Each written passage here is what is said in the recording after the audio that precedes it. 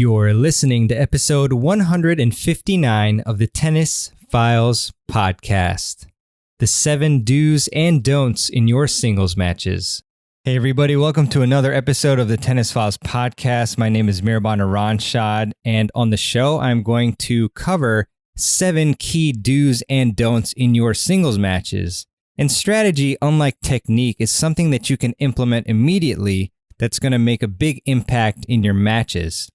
So with technique, while the benefits are huge and you should absolutely work on it, strategy doesn't need tens or hundreds of hours before you can effectively use it in a tennis match. And lately, I've been watching points of amateur players on YouTube around the 4-5 to 5-0 level these days, and I found myself recognizing several key strategic mistakes, as well as things that the players also did quite well. Today's episode is about the 7 do's and don'ts, as I mentioned, for your singles matches. And by the time this episode is published, the cool thing is that there's also going to be a video on YouTube of me analyzing and critiquing 5 points from a 4-5 singles match.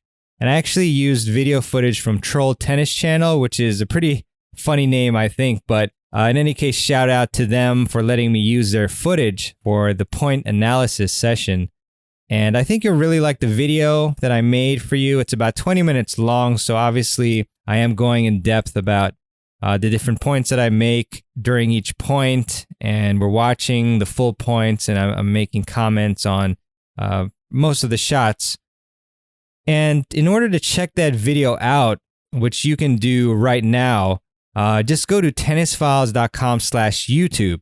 And I'd really appreciate it if you would subscribe to my YouTube channel as well and hit the notification bell icon, because then you'll be able to receive new videos straight into your email as soon as I hit publish on my videos. And I guess once they're uploaded. So maybe not right as soon as I hit publish, but a few minutes after that. But in any case, let's get right into these 7 do's and don'ts in your singles matches. And the first do that I had observed in watching this particular video, or several videos actually, is that you do want to hit as many forehands as possible. And this is because the majority of us have our forehands as our major weapon.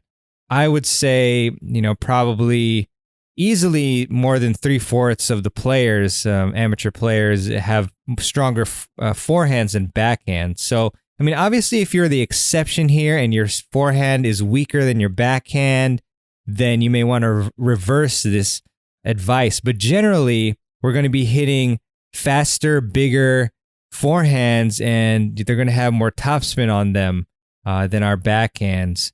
Just seems more natural of a shot for a lot of us.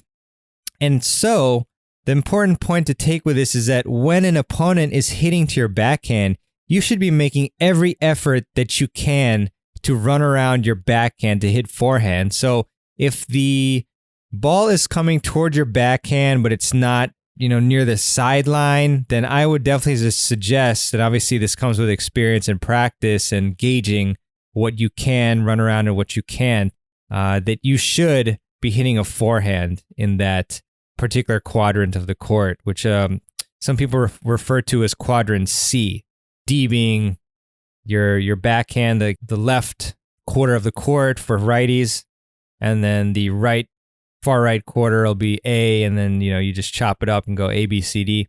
So your entire game plan should be revolving around pitting your strengths against your opponent's weaknesses. And so when you pass up the opportunity to hit your forehand, which is your strength in most cases, then that is not the optimal play. And so I suggest that you work on your inside-out forehands, especially the footwork. Actually, this morning, when I was doing my my power and agility workout, I was working specifically on my inside-out forehand footwork. So this is something that you can practice anytime.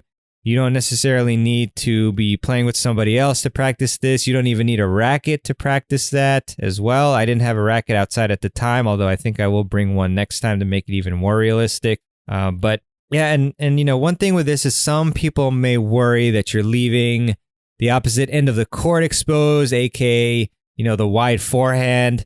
But if you're hitting a deep offensive forehand, then your opponent is not really going to be able to take advantage of that opening. Plus, you're going to be hitting another forehand anyways if your opponent is going to try to then hit to the more open side of the court.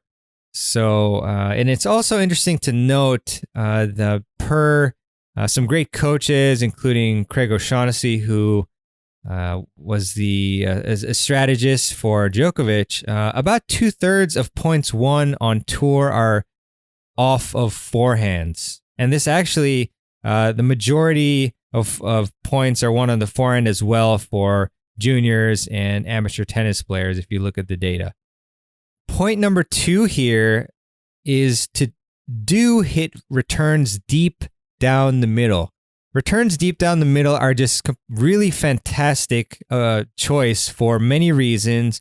First is that one of the most frequently missed shots in the game is the return, especially with the racket technology today. Serves are getting bigger and bigger and badder in a good way. So, unless you're a returner, of course. And unfortunately, returns are also one of the least practiced shots. I mean, try to look back to the last couple weeks and think to how frequently have you practiced your serve versus your ground strokes versus your volleys versus your returns. So if you can reduce your frequency of missed returns, which is one of the most missed shots in the game, then you will highly increase your chances of winning more points. Hence, down the middle returns obviously increase your chances of actually successfully returning the serve, because you're decreasing the variable now of missing wide. I mean, you still can miss wide, but that's if you really mishit your return or just have really poor aim or bad feel that day. So another great thing about returning down the middle is that you don't give the server very good angles to work with. So if somebody serves against you and you return down the line or you return across court, all of a sudden now they have a particular angles that they can hit into. But especially if you return the serve down the middle really well and also deep, then they're not going to be able to attack it pretty much at all.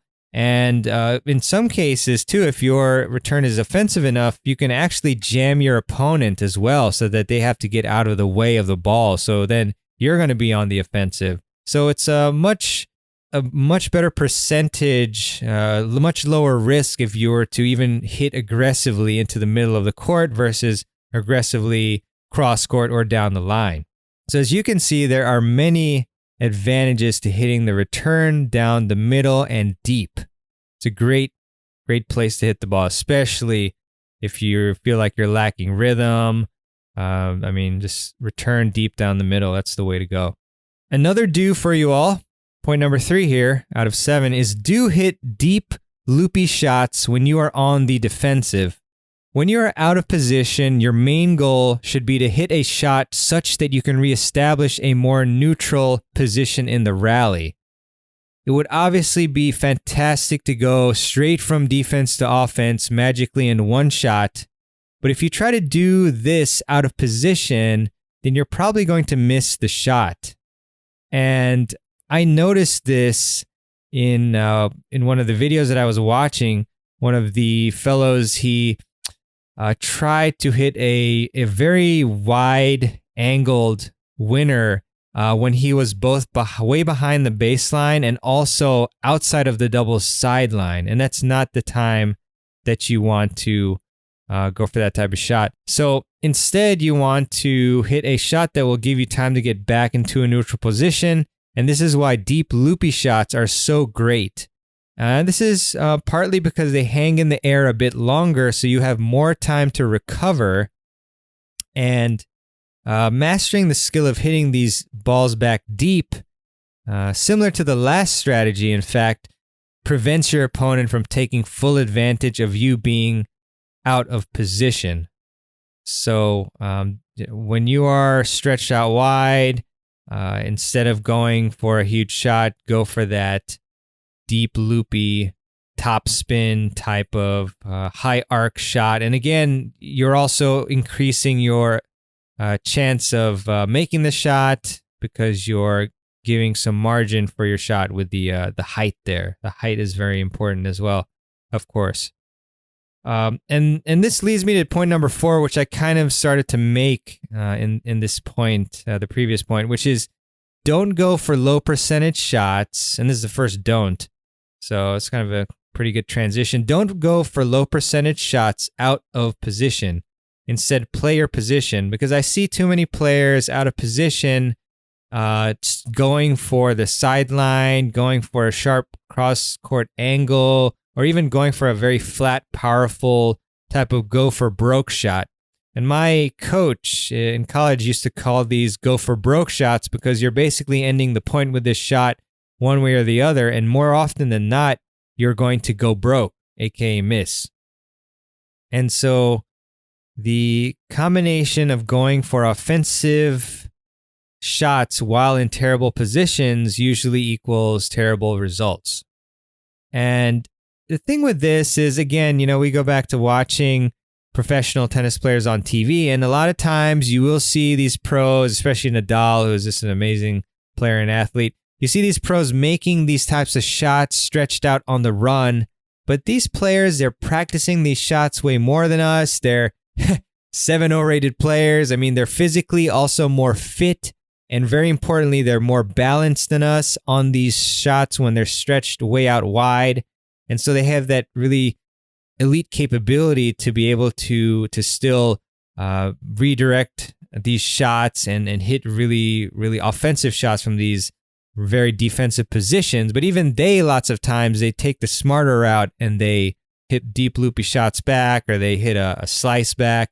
And so we obviously cannot expect the same results as these great tennis pros. So, I mean, also, if you are going to whack the ball and hit it as hard as you can when you're stretched out, you give yourself much less time to recover. And that's why in my previous point, I highly suggest that you instead hit the deep loopy shot back to recover and to give yourself more time to recover instead of less time. And, as I had mentioned, the best time to go for these high-risk shots are not when you're in a defensive position, but rather when you are balanced, in control of the point, and inside the baseline.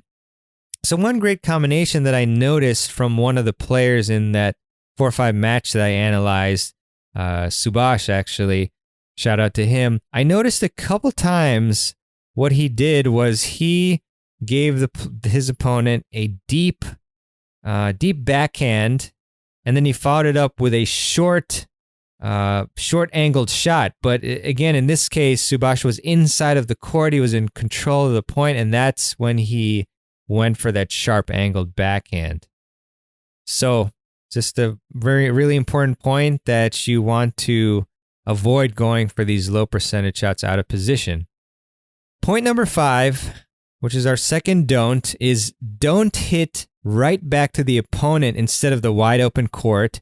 And I have to admit, I was quite surprised when I watched the YouTube video again of the 4-5 players, and twice in a row, 2 points in a row, I saw that the opposing player who was on the defense was on the extreme one side of the sideline, in one case on the baseline, and the other player was at the net.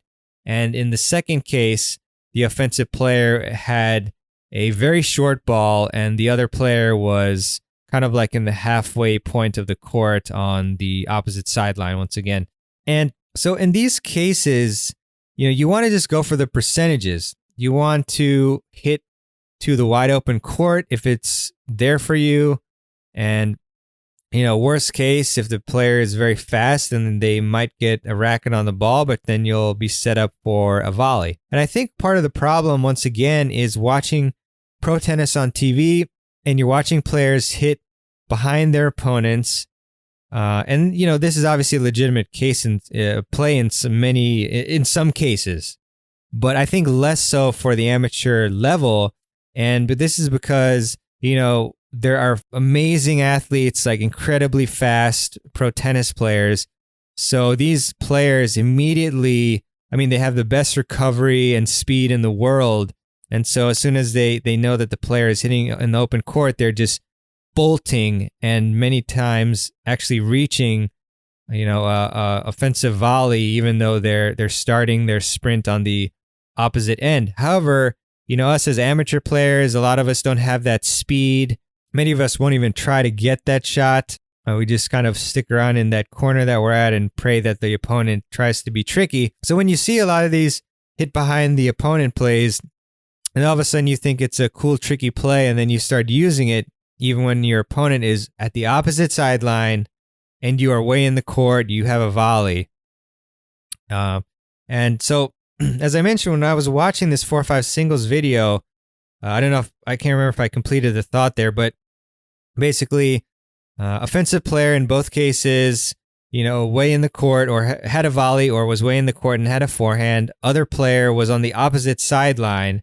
And then the offensive player hit the ball right back to the defensive player, which was, it was not, a very optimal play.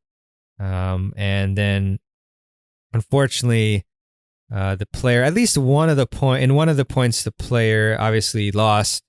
And the other one, I can't remember. But if you want to know exactly what happened at that point and watch it and digest it visually, you can go to tennisfiles.com/YouTube and click on that video, the singles strategy, the 7 do's and don'ts, I think it'll be titled. And you can check out the video and watch the analysis. So you definitely want to play the percentages. I think a really good play in hitting behind your opponent is like if you hit a slice serve, they return it, they're very fast, and you've already used the combination of wide serve, open court, wide serve, open court. On the third or fourth one, you go wide serve, then they say, okay, this guy's going to do this, guy or girl is going to do the same play to the open court, so then you go behind them. And then once in a while, when you're volleying, but definitely don't want to make that a habit. And just, if you need to play one more shot, a finishing volley, then just go for it, set it up and do that. And, I'm critiquing here, but I can confidently say that I've been guilty of doing this sometimes. I have the obvious open court shot and then I try to hit it behind my opponent, and then they're right there, they stick there, and then they just hit the ball in the open court. And usually when this happens, then I follow it up with a face palm. Sweaty face palm right afterwards as I watch my opponent laugh after he hits the ball in the court. So, again, just point number 5, don't hit right back to the opponent instead of the wide open court. Very rarely. And one other thing, too, is say if you're up at net and you have that open court volley. I mean, one other choice you could do is like a short volley, a short angled volley. I may make this point now because I remember in the video, that being one option as well. But open court, please go there. Point number 6 and don't number 3. I'm trying to split them up here. I actually reworded this. This was originally a do, but don't pass up opportunities to take advantage of short balls. Be aggressive and follow them to the net. So when I interviewed Emilio Sanchez, who has an academy now, Sanchez Casal Academy, I believe it is, and he was on episode 129 of the Tennis Files podcast, which you can check out at tennisfiles.com/129. And he's actually the brother of Arantxa Sanchez Vicario, legendary tennis player. He told me and told us all who are listening to the podcast that amateur tennis players need to be way more aggressive and they need to stop letting the ball just come to them. And this rang true, and I thought of Emilio when I was watching this 4-5 match, because one of the biggest things that I noticed was how few opportunities the players took to actually get to the net off the short balls. On one point, I saw that there were maybe like at least three short balls that bounced inside the service line. One was like halfway in between the service line and the net, and yet the player would either let the ball come to him or move up a bit, hit the ball, but then unfortunately back up. And, I think part of this is probably confidence in the net game, perhaps, although I did see both players hit volleys and they looked okay. But in any case, it's really important, especially with players being competent in their baseline play. It's important that you distinguish yourself by being more aggressive and forcing more errors through calculated aggression and putting your opponents under pressure. This is what you need to do. You need to put your opponents under pressure when the opportunities to do that arise. And attacking short balls is the main way to do this.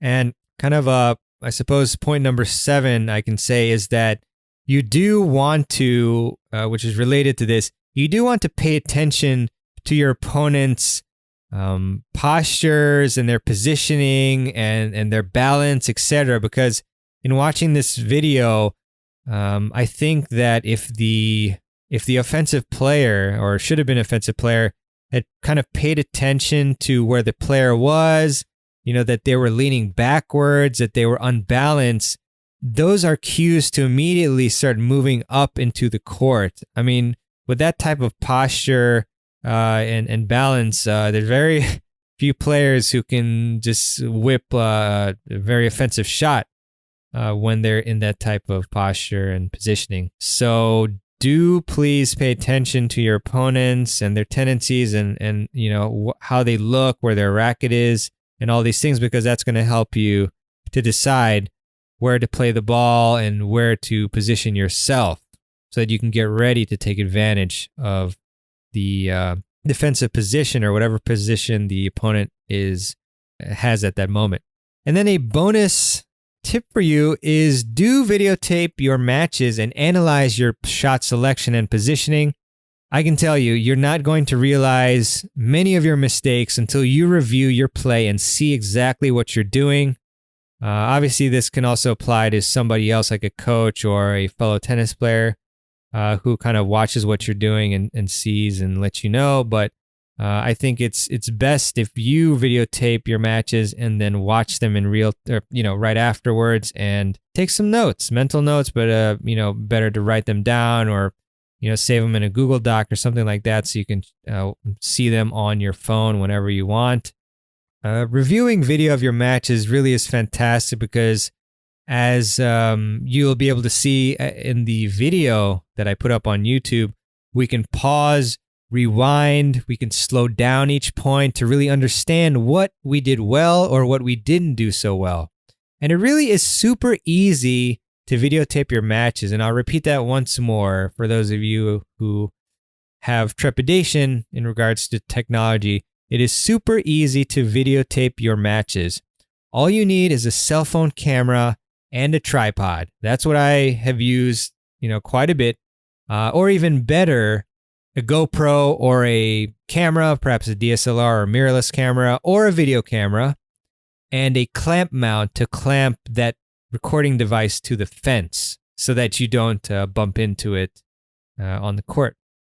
And if you want me to make a video or a podcast episode showing you or explaining to you how to record yourself playing tennis, then send me an email and let me know. So those are the 7 do's and don'ts for your singles matches to help you be more successful in them. And I hope that you choose at least one of these do's and don'ts, do's or don'ts, and apply them to your singles play. And also, if you want a doubles version of this, let me know too, and I can do that for you. If you enjoyed this podcast, I really would appreciate it if you would subscribe to the podcast. It would really help both the podcast be more visible to everybody and rank a bit higher.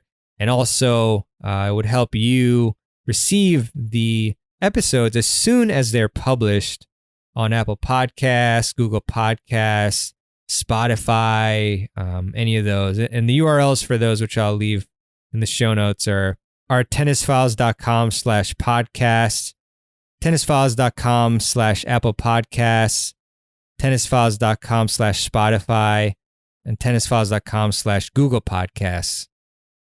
And yeah, I mean, that's pretty much it. Although I do want to leave you with a quote, as I often love to do at the end of the show. And this one is by Betty Williams. And Betty said, "Peace in the world is everybody's business, no matter where you live or what you do."